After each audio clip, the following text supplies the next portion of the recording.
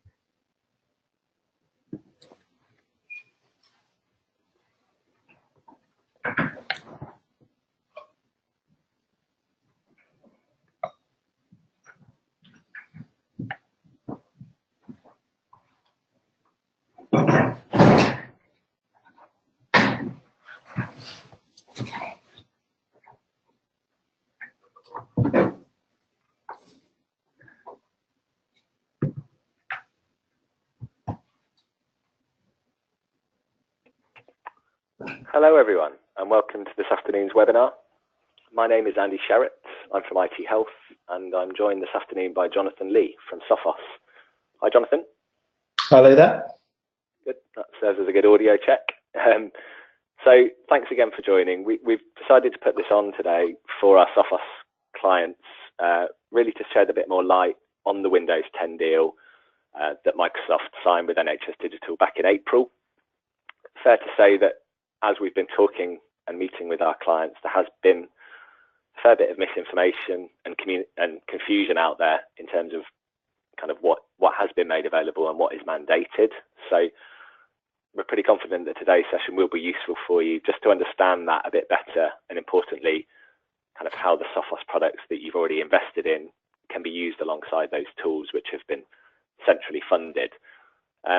Also, if we do have time at the end, I'm going to show you a very brief overview of our assurance dashboard, as that ties in quite nicely with today's agenda. In terms of housekeeping, a couple of minor points. We are recording this, so we can make that recording available to you all after this, and if anyone is joining late or is unable to attend, they can get a copy of that as well.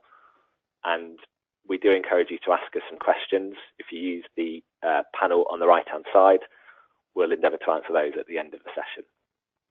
So without further ado, over to you, Jonathan. Thank you very much, Andy. So, as Andy mentioned, today's session is entitled actually Cybersecurity Fit for the Future. So we'll be looking at not just what you're doing now in the era of Windows 10, but in the future, and making sure that you stay safe and secure as the threats continue to evolve.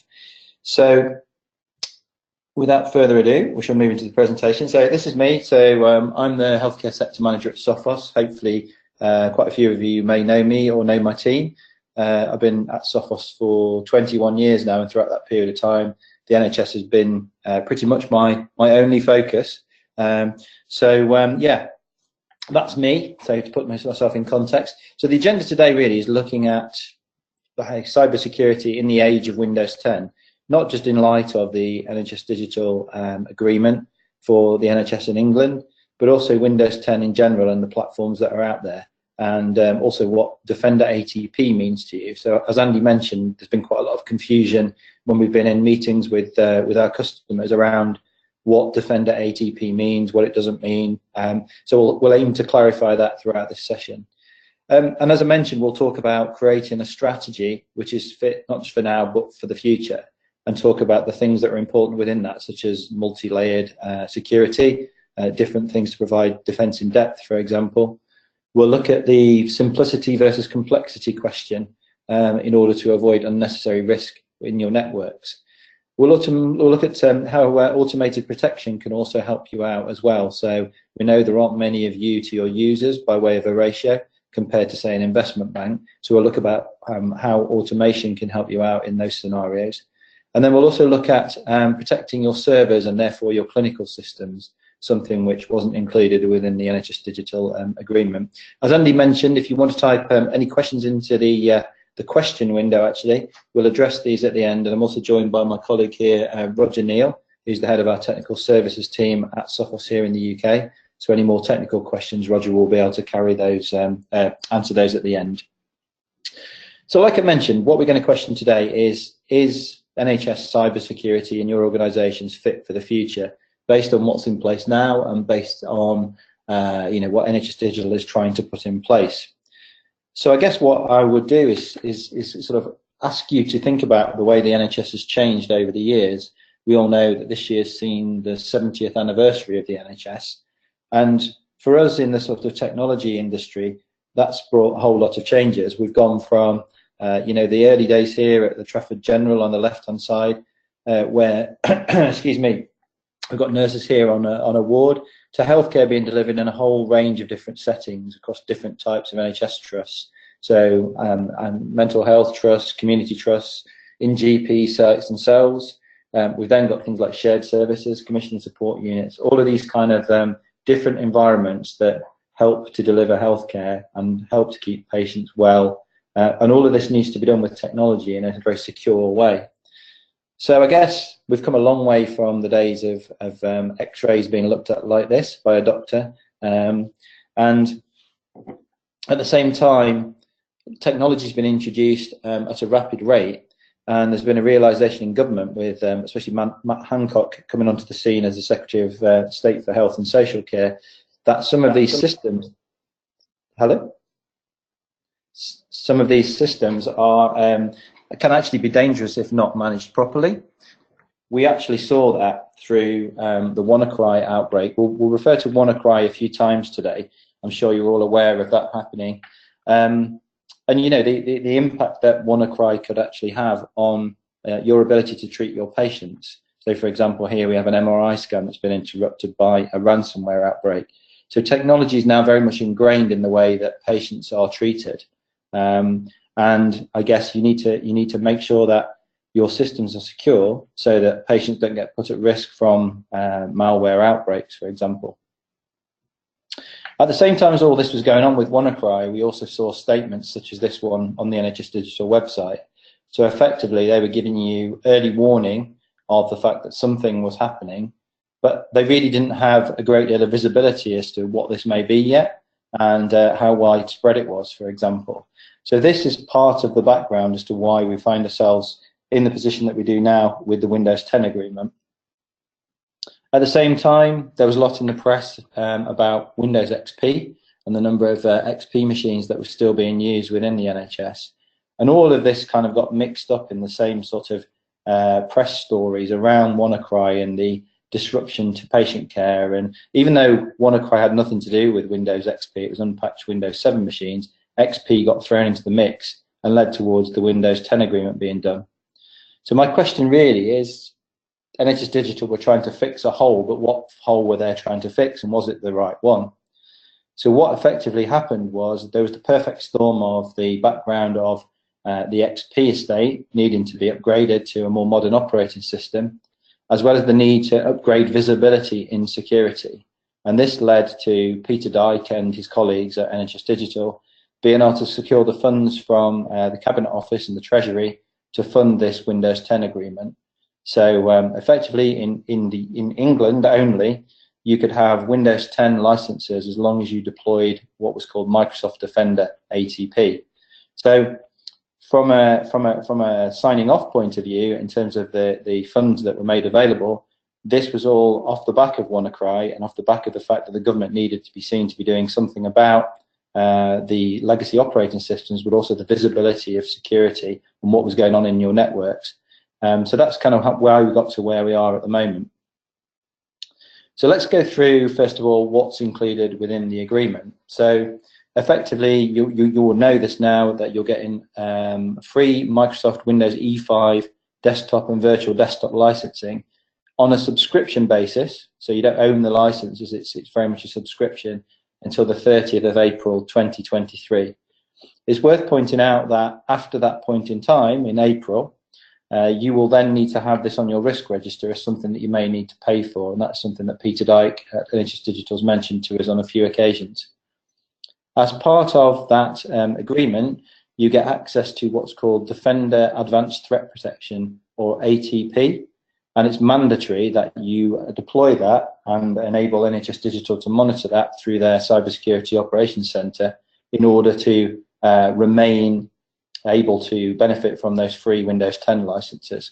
The agreement also includes the use of BitLocker encryption as well, and some of our clients have started to look at encrypting their whole estate, not just their laptops, but also their desktops, and that's something that Sophos can help out on, and we can have a conversation on a different occasion about that. But NHS Digital are also keen to point out that you can continue to run your existing antivirus tools and complement these with Defender ATP. And that will become a little bit more clear as we go through and look at what Defender ATP is and isn't. Again, as I mentioned, there's been quite a lot of confusion around what ATP does and doesn't do. So what is Defender ATP? So Defender ATP is the green bit over here as part of the Microsoft security stack, and that's the only bit that's actually mandated within this E5 agreement. So it effectively produces technology to provide endpoint detection and response, or EDR, within the Microsoft environment. So Windows 10 and Windows 7 feed into ATP to let you know about any anomalies in the operating system. So kind of suspicious events and things like that, and gives you a way of digging through and looking at what may or may not have happened, whilst giving a regional and national view as well to the Cybersecurity Operations Centre led by IBM to do investigative work. So like I said, ATP is primarily an EDR, endpoint detection and response tool. So it knows how Windows should work and spots any abnormalities within that.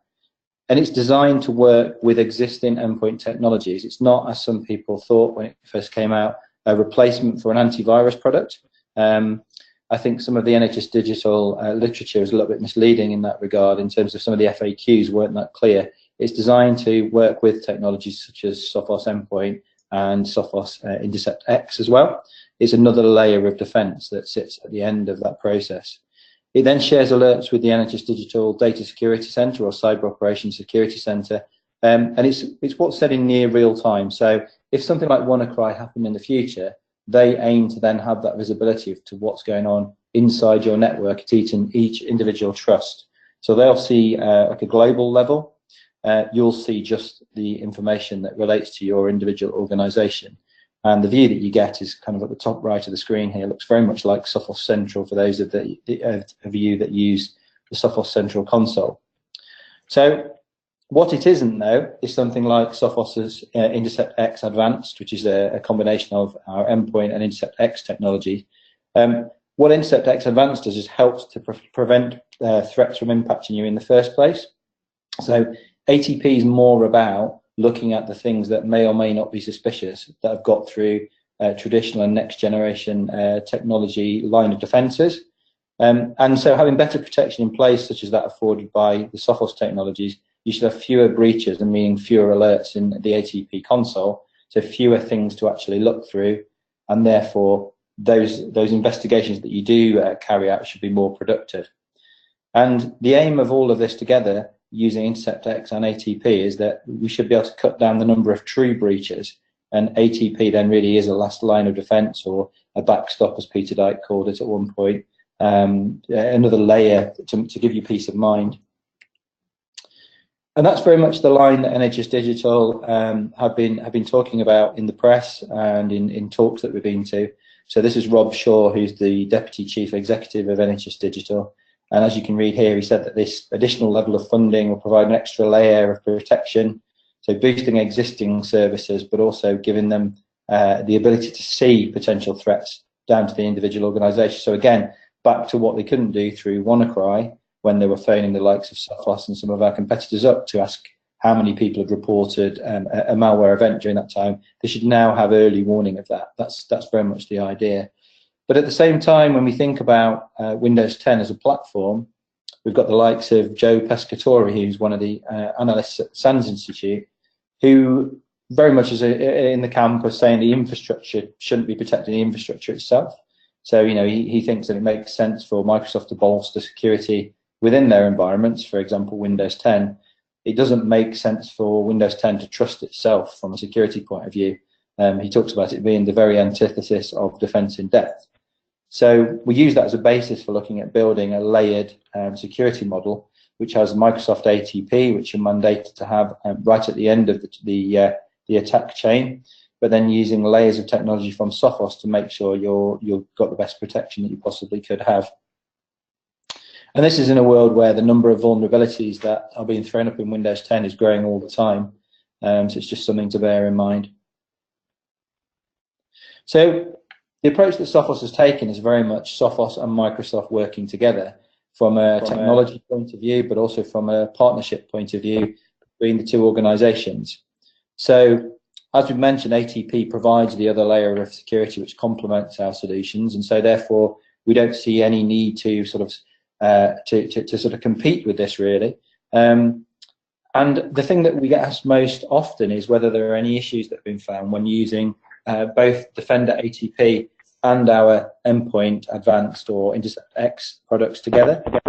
And safely say that there have been no issues flagged up at all, either on Windows 10 or also the newly released Windows 7 Agent 2. That's been asked a few times as well. So there's no conflict there, and we'll come back to the layers of protection that are shown on the right-hand side of the slide towards the end of the presentation. So what I wanted to do is just take a quick pause. You'll hear me on a video, but you'll also hear one of my customers, so a chap called Kev Sanders from City Healthcare Partnerships in Hull, who actually looked at what Sophos and Microsoft could do together and did some testing to see how these two things would work together. So I'll just run this for a couple of minutes and then I'll come back to you after that.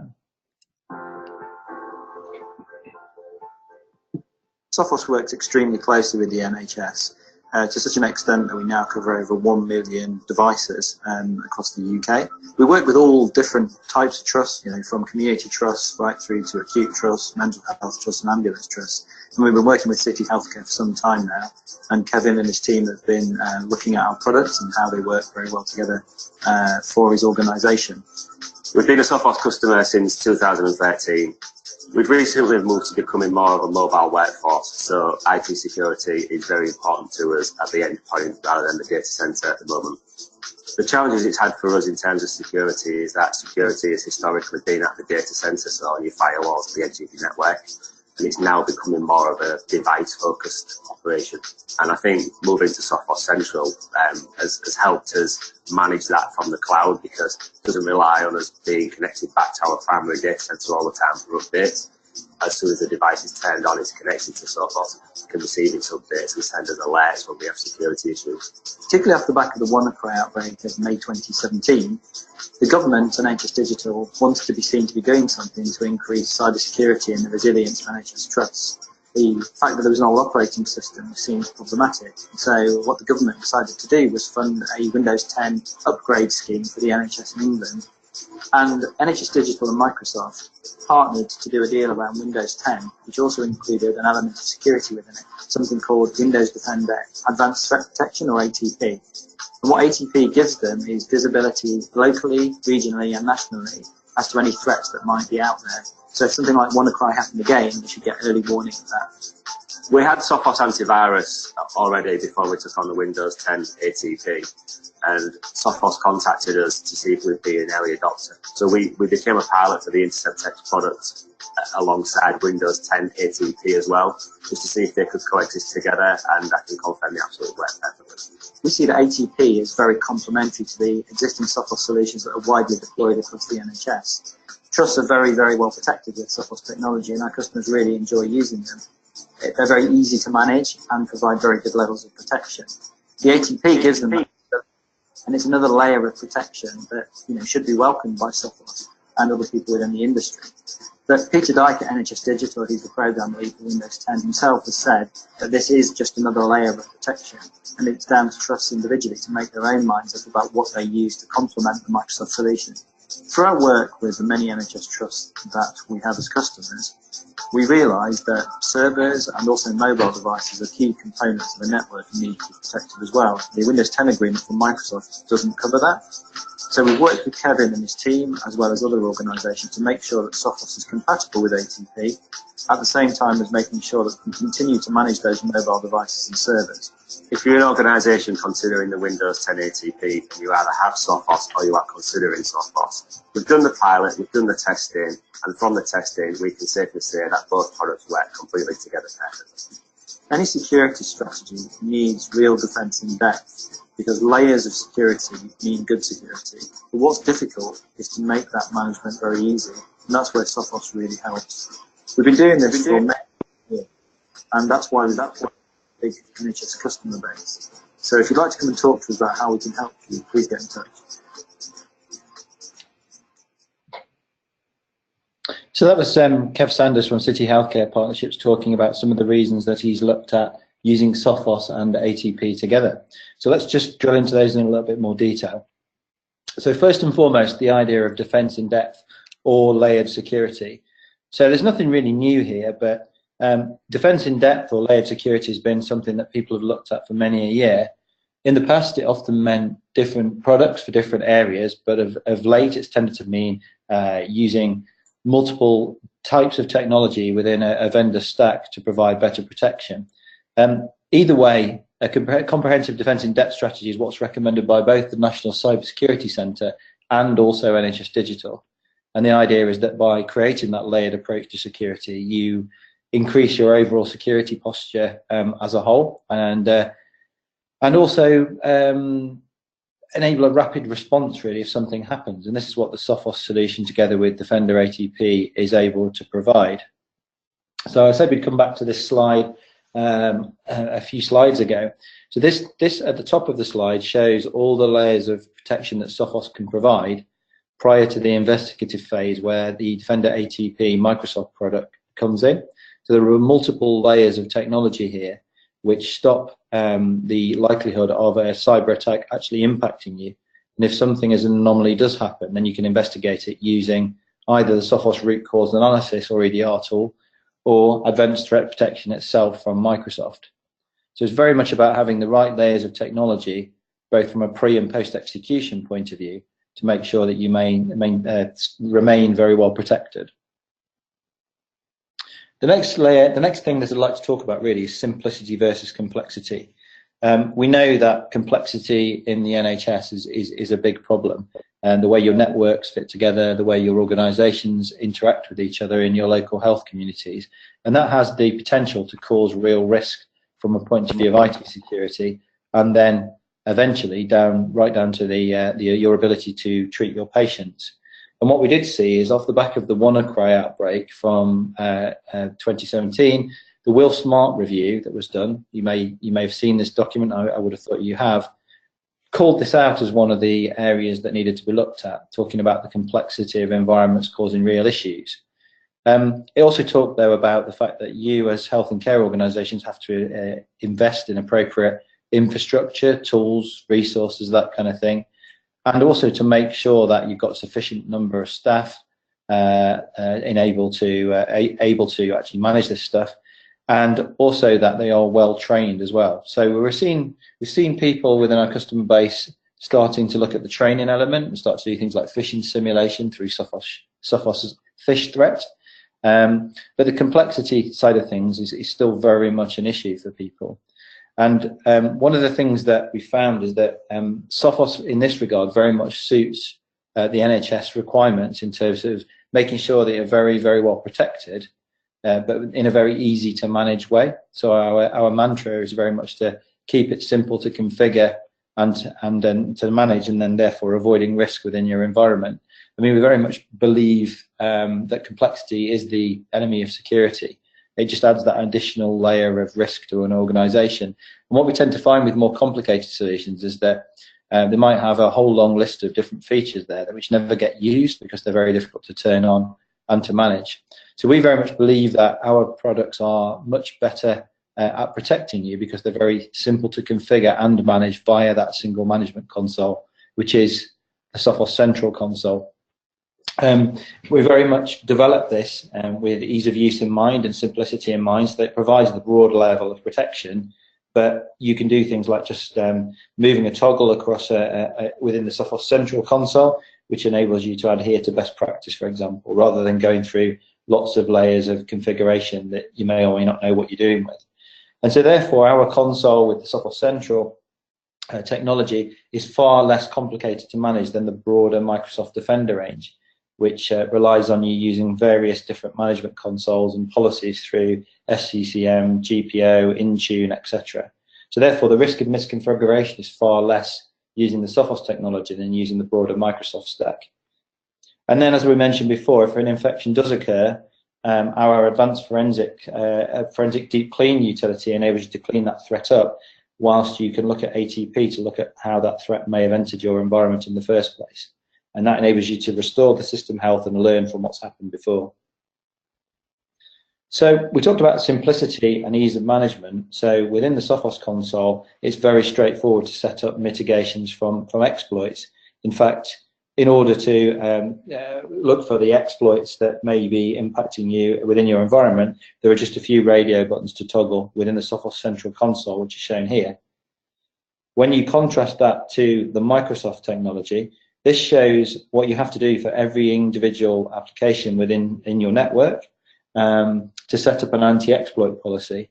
I'll run the video now as it goes on for a little while, and you'll see the complexity that this brings with it.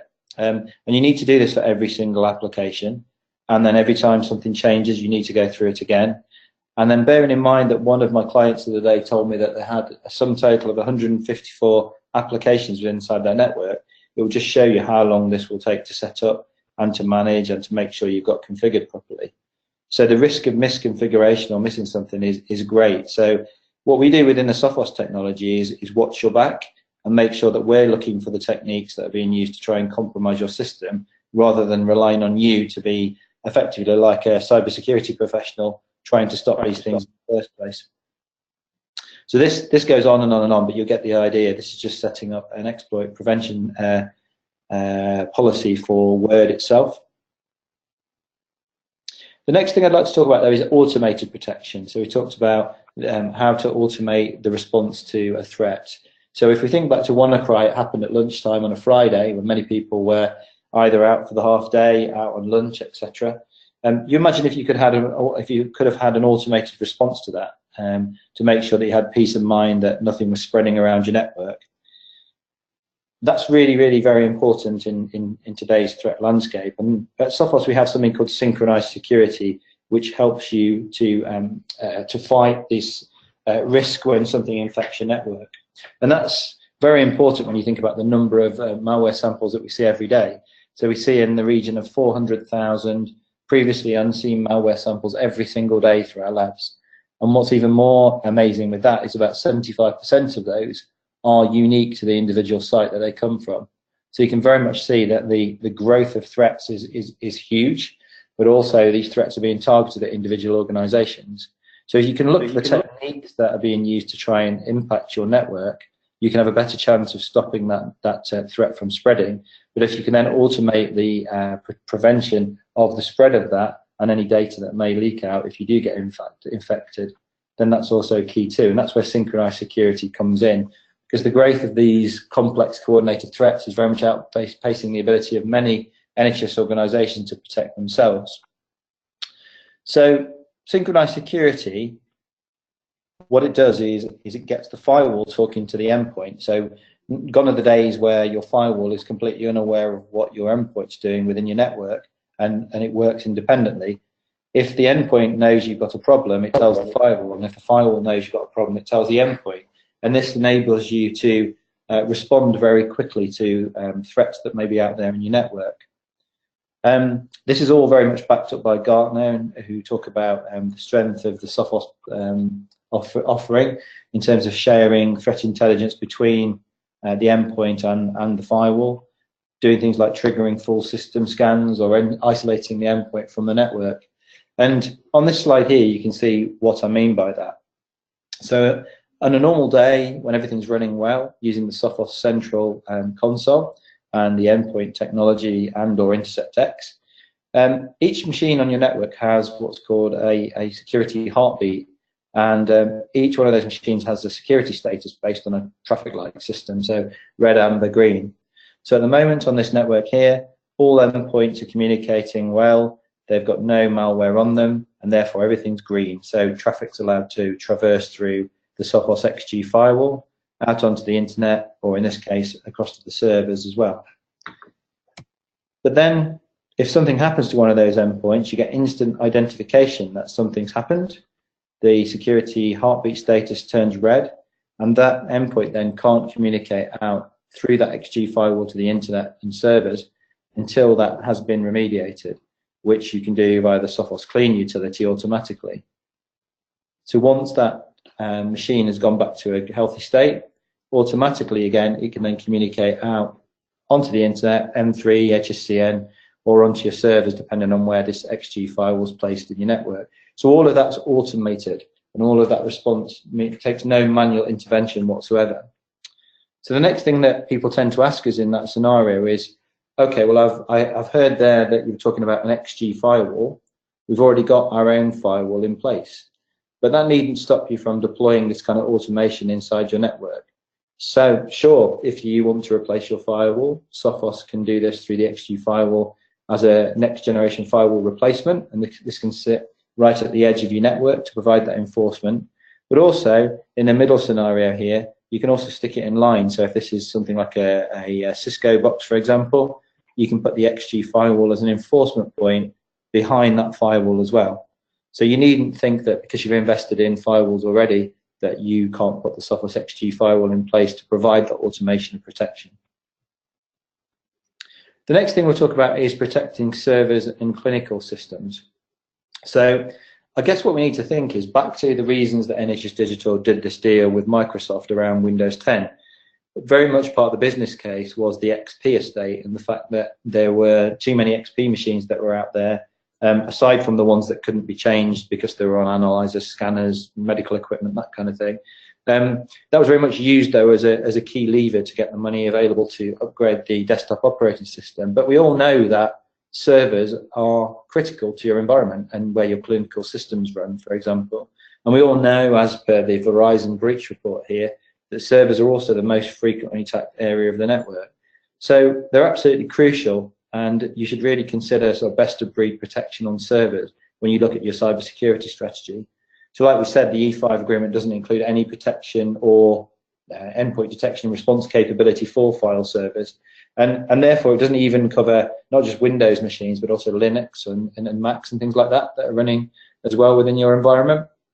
So you imagine an attack on your server, it could have the potential to wreak havoc on not just day-to-day operations and cause damage to your organization's reputation, but it's back to that idea of clinical risk and patient safety. It could potentially result in devastating consequences for patients and their families. And this is where our InterceptX for servers makes it easy to protect that environment, and it makes sure that you're very well protected from day zero threats, ransomware, etc.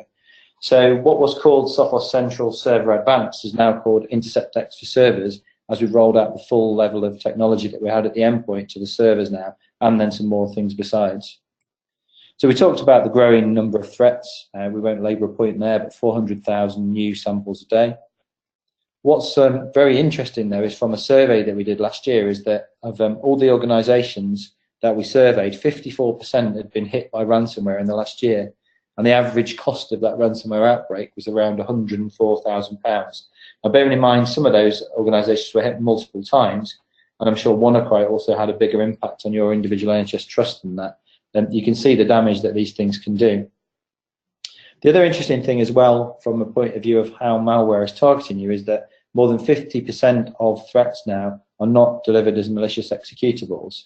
So we need technology to enable you to protect against these things.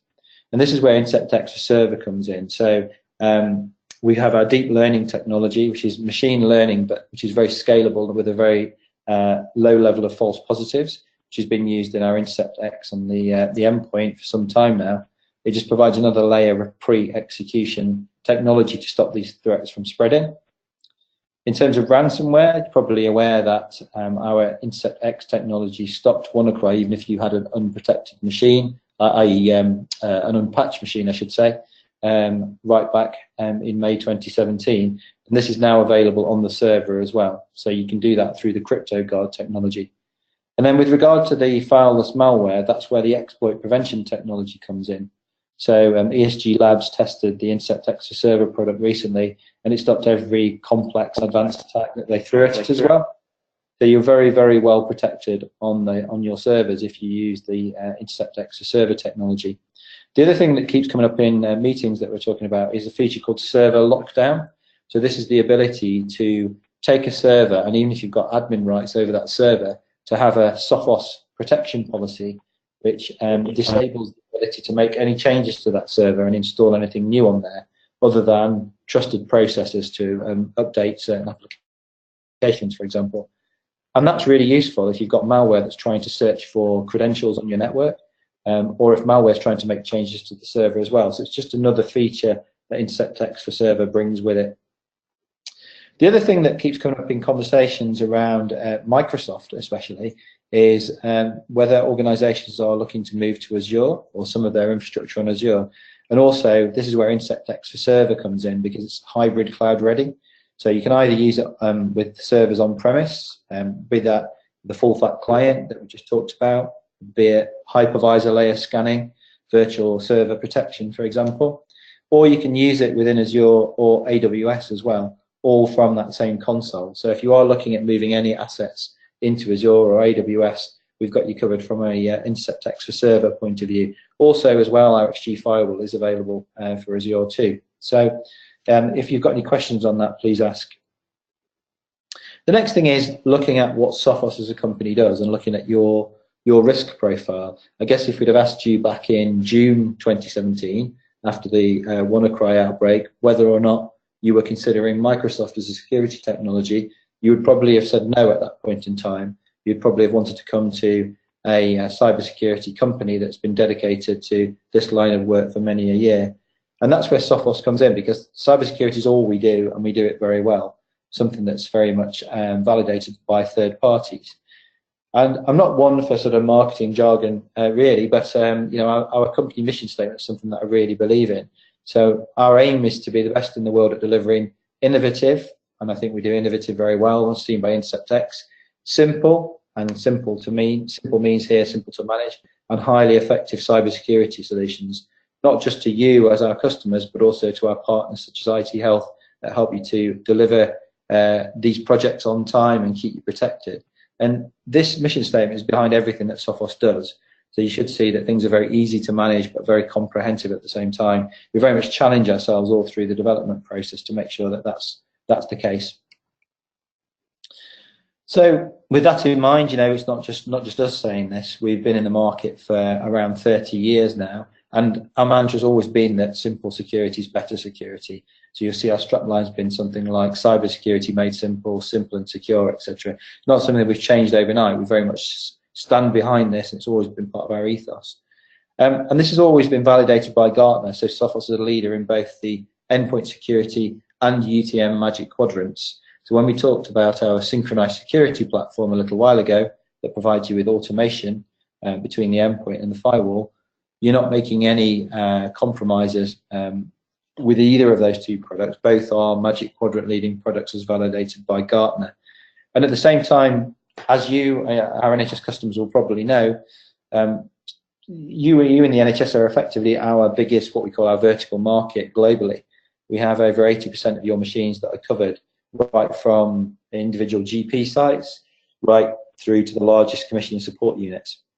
And so being a British company, as Sophos is, the NHS is very much at the forefront of our mind, and we regularly have meetings with colleagues from the NHS and have them into our headquarters in Abingdon in Oxfordshire to ask about what their thoughts are around our products and their environment, how we can better protect you as things go into the future. So you're very much at the forefront of our mind when we develop our technology. So to sum up then, really, there are 5 key areas that we'd ask you to look at when we're talking about cybersecurity fit for the future. You need to make sure that whatever you're putting in place provides defense in depth or a layered level of security. So the Defender ATP part is one layer of that protection. So you can very easily put that in an environment that's got Sophos' endpoint protection and InterceptX together to provide you with yet another layer of protection.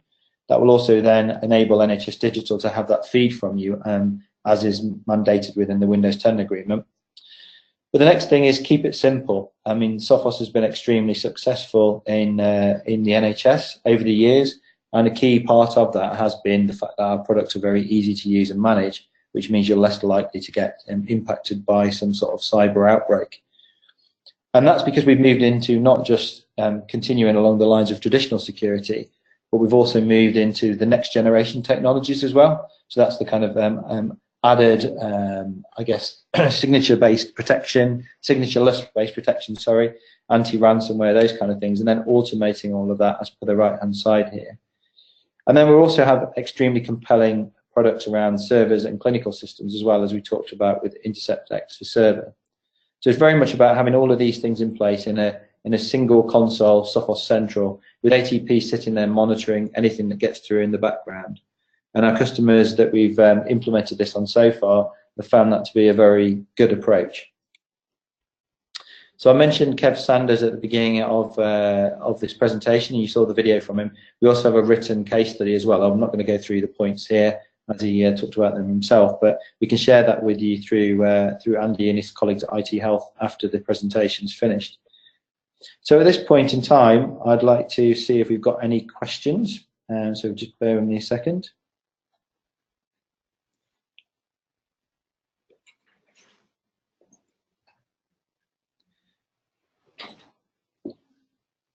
So looking at the questions here, one of our contributors has asked about the Sophos root cause analysis technology that's in part of the Sophos Central technology and the value that that brings. They've been using it, and they want to know how that can help them to know what's actually happened, you know, who's clicked on what, etc., and how that would interact with the Sophos technology. So Roger, at this point, can I bring you into the presentation? Afternoon, everybody. So the Sophos root cause analysis technology, or threat case technology, provides the ability for an administrator to simply and quickly understand what's actually happened within the environment and how it's occurred, whether any business files have been touched or impacted. So from a compliance perspective, it makes it really simple to understand whether any customer data has been attacked or compromised in any way whatsoever. It's all done through Sophos Central, so it's really intuitive to use. And again, it works on our workstations, so Windows, Mac, and server platforms as well. So again, it gives you that complete cross-estate protection that you guys need. Thank you, Roger. Next question here relates to endpoint detection and response. So it's been pointed out that we've talked about Defender ATP being used for endpoint detection and response at the endpoint, but this doesn't provide any information for the servers. And the question is, does Sophos have anything in planning to look at that server technology and endpoint detection and response specifically? So Roger, another one for you, I think. Sure. Thanks, John. Yes. Sophos Server Protection Advanced currently includes some of the functionality within the Sophos InterceptX next generation endpoint protection family. So that provides information into Sophos Central for the root cause analysis. So again, you're protected that way. And then into the future, it will be integrated into the Sophos EDR platform. So again, giving you that complete cross-estate hunting, threat finding capability, regardless of whether it's a workstation or a server. Okay, Roger, that's great, thank you.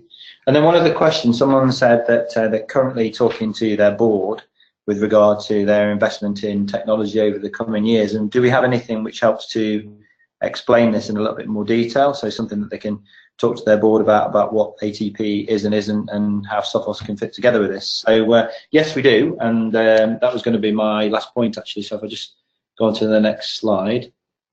So we have a white paper that's been written called Cybersecurity Fit for the Future, and this covers the presentation really in a written format and talks about the different things that you need to bear in mind when you're looking at the risk to your organisation of the broader Microsoft suite versus Sophos.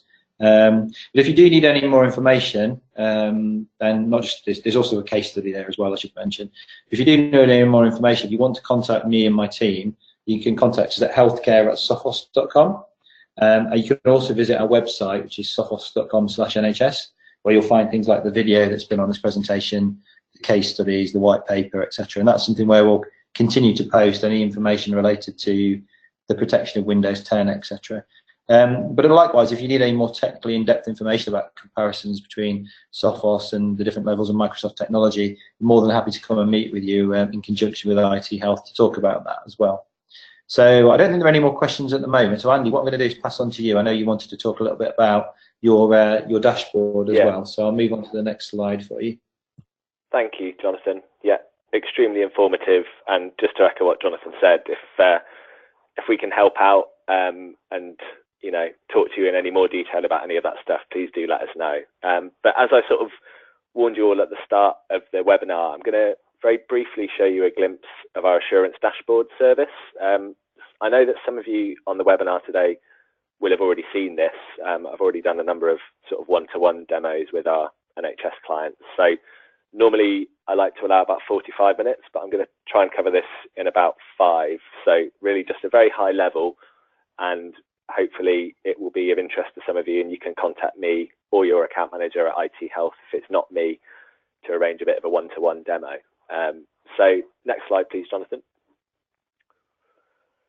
So before I show you a couple of demo slides, I'd like to kind of throw a couple of questions at you. So this is the one that we normally start with, and obviously this is quite relevant based on what we've just been talking about. So obviously Sophos antivirus, Microsoft ATP, good chance that a lot of you are moving towards BitLocker encryption. So aside from looking at those individual consoles, how do you assure yourselves, and how do you provide assurance back to your trust board that those tools are actually fully deployed, that they're out there, and that they're up to date? So that's the first thing that we look to help you with. Next slide. The next point, which is very topical at the moment, is kind of managing some of these compliance pieces. So the care certs, we know, are becoming more and more cumbersome for you all to deal with. So it's interesting to hear how different trusts are managing that and how much noise it is generating for them.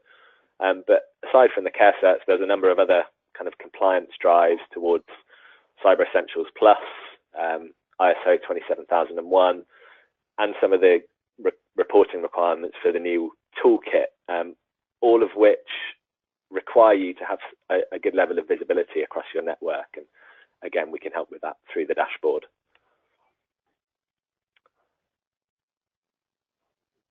So yeah, and finally, before we actually show you around, really what we're getting at is that real single pane of glass to give you a real-time, at-a-glance view of your kind of compliance and your cyber posture across your estate, and being able to then provide some assurance back to your stakeholders and back to the board of the fact that you are moving in the right direction, or to identify areas where you need to remediate.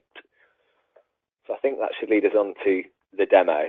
Now, as I say, normally this takes a bit longer to go through, so I'm going to show you a very, very kind of high-level taster, and please do let me know if you'd like to see more. So this is what we call our Windows Assurance dashboard. It's effectively the home page, but if you're on a big enough screen, you'll be able to see the tabs across the top, so you can get a flavour of some of the detail we go into. But for today, I'm just going to start at the top left and show you a couple of the alerts. So again, sticking with the kind of Sophos theme, the very first one, top left, is showing any machines which don't have antivirus software installed. So that would be something that would likely get your attention. And so we can alert you in real time if any machines come online or have been found to have no antivirus, or antivirus with services disabled. The next one I'm going to show you is the next one down, which is the ATP status. So, we've talked a lot about ATP and Sophos today and how they can work together, but this is more of a fundamental question of, is it actually out there? Have I deployed? Is it fully deployed? Have I got any parts of my network that for whatever reason are not receiving that agent? So this is all powered, as you can probably guess, by an agentless scanning tool, and we're effectively going out there, discovering what's on your network from a hardware and software perspective, and pulling it back into this dashboard to give you a real-time view. Without going through the rest of it, essentially this is all geared towards giving you a kind of at-a-glance view of things like antivirus, encryption, ATP, your Windows patching, and then moving into things like your Active Directory alerts and the care certs. And if you show the next slide, Jonathan, the care certs is the only other slide I'll show you today. We call this the care cert compliance dashboard. So the best way for me to explain this is it's giving you a real-time view of your compliance across all of the care certs at a glance, basically. So rather than you having to deal with those NHS digital bulletins that are coming out every Friday, I'm sure that will be familiar to some of you. You get the bulletin, and the first thing you're looking at is trying to fathom, well, what is that care cert actually about? It says it's a VMware security update, but what is it?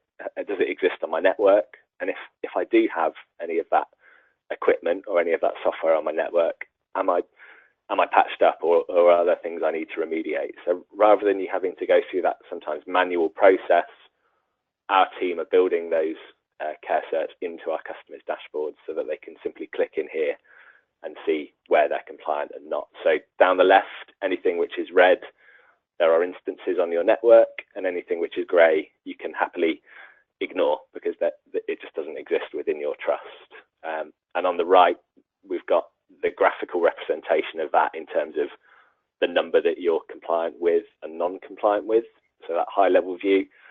And then bottom right, we've got some detail that's going to show you your progress on each one. So any that we found instances of on your network, we track your remediation process so that we can see over a period of time that, okay, we're still not actually fully compliant with that care cert, but we've remediated 50% of the instances.